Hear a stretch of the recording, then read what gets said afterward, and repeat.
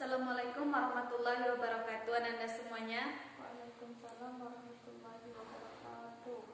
Bagaimana kabar siang ini? Sehat? Alhamdulillah sehat, Bu. Baiklah, sebelum memulai pembelajaran silakan baca doa dan membaca basmalah dan doa. Bismillahirrahmanirrahim. Amin. Sebelum memulai pembelajaran, Ibu akan mencek kehadiran Anda terlebih dahulu. Siapa yang tidak hadir? Hadir semua, Bu. Hadir semua. Baiklah. Pada pertemuan terdahulu kita sudah membahas tentang perkembangan politik dan militer pada masa dinasti Abbasiyah.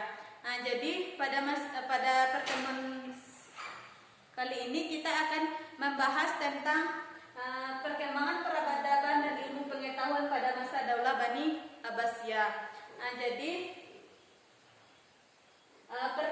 yang pertama yaitu perkembangan peradaban, di mana pada masa dinasti Abbasiyah peradaban Islam mengalami kemajuan yang sangat pesat, mulai dari segi ilmu pengetahuan maupun dari kebudayaannya, yang mana itu didorong dari bentuk para cendekiawan dan ahli-ahli ilmu untuk menggali ilmu pengetahuan dari berbagai sumber, yang mana bentuk-bentuk perkembangan peradaban dan kebudayaan pada masa dinasti Abbasiyah ini, yang pertama yaitu kota-kota pusat peradaban, yang mana di sana terdapat pusat-pusat peradaban Islam yang terkenal yaitu yang pertama Baghdad. Baghdad ini pertama kali didirikan oleh Khalifah Ja'far al-Mansur. Khalifah Ja'far al-Mansur, dan kemudian mencapai puncak kejayaannya pada masa Khalifah Harun ar-Rasyid dan anaknya Al-Ma'mun. Yang kedua, Samara. Kota Samara ini terletak di sebelah 60 km sebelah utara dari kota Baghdad ini. Yang mana kota Samara ini terkenal sangat nyaman, indah dan teratur. Nama Samara ini diberikan oleh Khalifah Al-Mansur pada saat meresmikan kota tersebut. Selanjutnya, bangunan-bangunan tempat pendidikan dan peradaban. Bangunan-bangunan yang terdapat sebagai pusat pendidikan dan peribadatan pada masa Daulah Bani Umayyah ini, yang pertama yaitu madrasah. Madrasah ini yang mana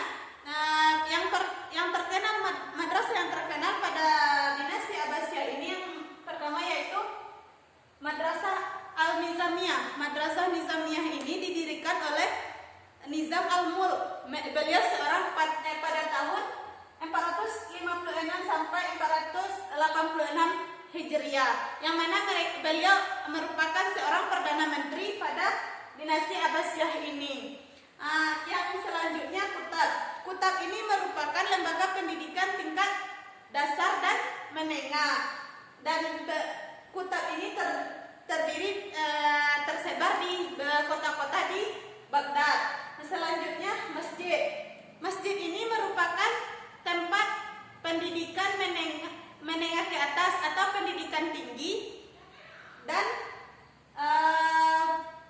takhasus, yang mana masjid ini dipakai oleh ahli-ahli fikir sebagai tempat berbagi ilmu. Yang selanjutnya Majelis Muzaraah. Majelis Muzaraah ini yang mana beliau merupakan tempat pertemuan para pujangga, ahli fikir, sejarawan dan ahli-ahli fikir lainnya untuk berdiskusi tentang ilmu-ilmu ilmiah lainnya. Yang selanjutnya Darul Hikmah. Darul Hikmah ini yang mana merupakan perpustakaan pusat kota, yang mana didirikan oleh Khalifah Harun ar-Rasyid. Sampai di sini ada yang ingin ditanyakan? Tidak. Selanjutnya kita lanjut kepada perkembangan ilmu pengetahuan, yang mana ilmu pengetahuan pada masa dinasti Abbasiyah ini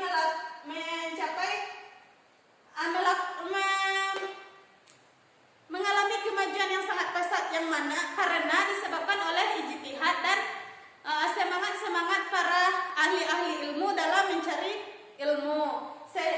Dan ada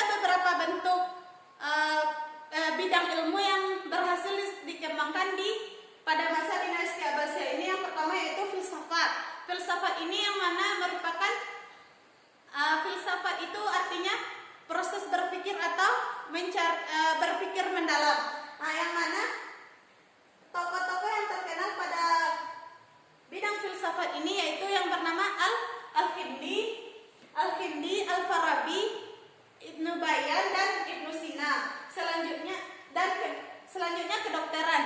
Dan kedokteran ini tokoh-tokoh yang terkenal yaitu Yazid bin Hayyan, Jabir bin Hayyan, Ibnu Sina dan lain-lainnya, termasuk Ar-Razi. Selanjutnya di bidang matematika. Di bidang matematika ini ilmuwan yang terkenal yaitu yang pertama Al-Khawarizmi,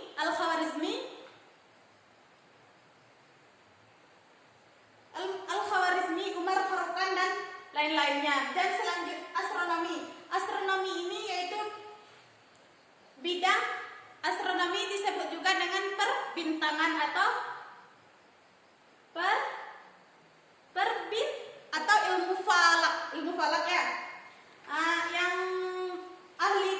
Yang tokoh yang merupakan ahli astronomi ini adalah Al-Fazari, Al-Farghani dan lain-lainnya.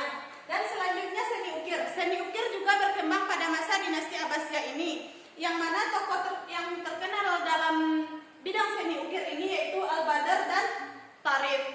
Sampai di sini ada yang ingin ditanyakan? Tidak. Kita lanjut kepada faktor penyebab pertumbuhan dan perkembangan peradaban Islam, yang mana di sini ada dua faktor yang menyebabkan pertumbuhan dan perkembangan peradaban Islam itu. Yang pertama faktor internal, yang kedua faktor eksternal. Faktor internal ini merupakan faktor yang berasal dari dalam dinasti Abbasiyah itu sendiri, yang mana disebabkan oleh masyarakat atau rakyat atau Daulah Bani Abbasiyah ini yang menerapkan Al-Quran dan hadis secara menyeluruh. Jadi ulama dan ahli fikir serta cendekiawan berusaha mengembangkan Al-Quran dan hadis sesuai dengan kebutuhannya pada masa itu, sehingga peradaban Islam berkembang maju pada saat itu. Yang selanjutnya yaitu eksternal, yang mana pada bidang eksternal atau yang berasal dari luar dinasti Abbasiyah ini, yang pertama yaitu semangat orang-orang Islam, yang mana semangat orang-orang Islam ini di mana mereka sangat bersemangat dalam menuntut ilmu, sehingga pertumbuhan dan perkembangan peradaban Islam itu semakin jaya. Selanjutnya yang kedua yaitu perkembangan organisasi, di mana perkembangan organisasi ketatanegaraan pada masa dinasti Abbasiyah ini juga mereka selain dari itu mereka juga mendirikan organisasi-organisasi, mulai dari organisasi tingkat rendah sampai organisasi tingkat tinggi, yang mana seperti organisasi politik, ekonomi, keuangan, sekretariat negara, dan hakim, dan lain-lain sebagainya. Dan selanjutnya yaitu perkembangan ilmu pengetahuan. Perkembangan ilmu pengetahuan ini diawali dengan bahasa Arab sebagai bahasa pemersatu, yang mana dari bahasa mempersatukan seluruh daerah-daerah taklukan dinasti Abbasiyah ini harus menggunakan bahasa persatuan, yaitu bahasa Arab. Jadi dari sana ilmu pengetahuan digali dengan melakukan penerjemahan, sehingga dalam ilmu pengetahuan perkembangan ilmu pengetahuan semakin maju. Selanjutnya perluasan wilayah. Pertumbuhan dan perkembangan peradaban Islam ini didukung oleh perluasan wilayah, yang mana pada zaman Abbasiyah ini dilakukan penaklukan sehingga dan wilayah yang berada di lingkungan peradaban Islam yang memiliki peradaban yang berbeda-beda disatukan dengan peradaban Islam, sehingga faktor pertumbuhan dan perkembangan peradaban Islam ini semakin maju. Itu materi kita pada kali ini. Ada yang ingin ditanyakan? Sebagai kesimpulan untuk materi kita pada kali ini, silakan disimpulkan, Pi.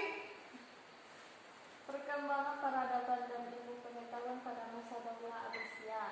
Yang pertama, perkembangan peradaban Seperti di kota-kota pusat peradaban yang pusatnya berada di Baghdad dan Samarra. yang kedua, Bangunan tempat pendidikan dan peradaban, contohnya madrasah, hutan, masjid, majelis munazarah dan dan darul hikmah.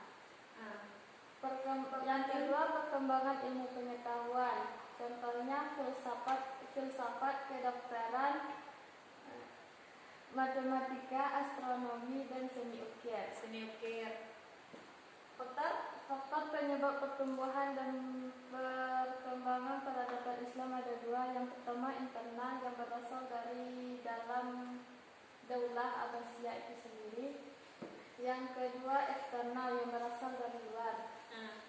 Itu materi kita pada kali ini, yaitu perkembangan peradaban ilmu pengetahuan pada masa Daulah Abbasiyah, yaitu perkembangan seperti yang disebutkan oleh teman kita Ovi tadi, yaitu yang mana ada kota-kota pusat peradaban seperti Baghdad dan Samarra, bangunan-bangunan tempat pendidikan dan peribadatan seperti madrasah, hutan, masjid, dan lain-lainnya, dan faktor pertumbuhan dan perkembangan ilmu pengetahuan seperti filsafat, kedokteran, dan lain-lainnya, dan faktor penyebab pertumbuhan dan perkembangan Islam secara internal dan eksternal. Dari sekian ada yang ingin ditanyakan? Tidak.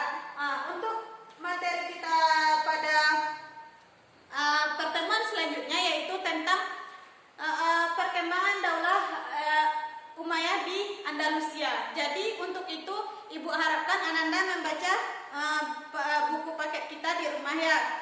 Dan untuk tugas kita akan Ibu tugaskan untuk mengisi buku pegangan pada halaman 134. Jadi kita kumpulkan minggu depan dan kita tutup pembelajaran kita dengan membacakan hamdalah dan doa. Alhamdulillahirabbil alamin. Baiklah, sekian pembelajaran kita pada kali ini. Ibu akhiri dengan Assalamualaikum warahmatullahi wabarakatuh.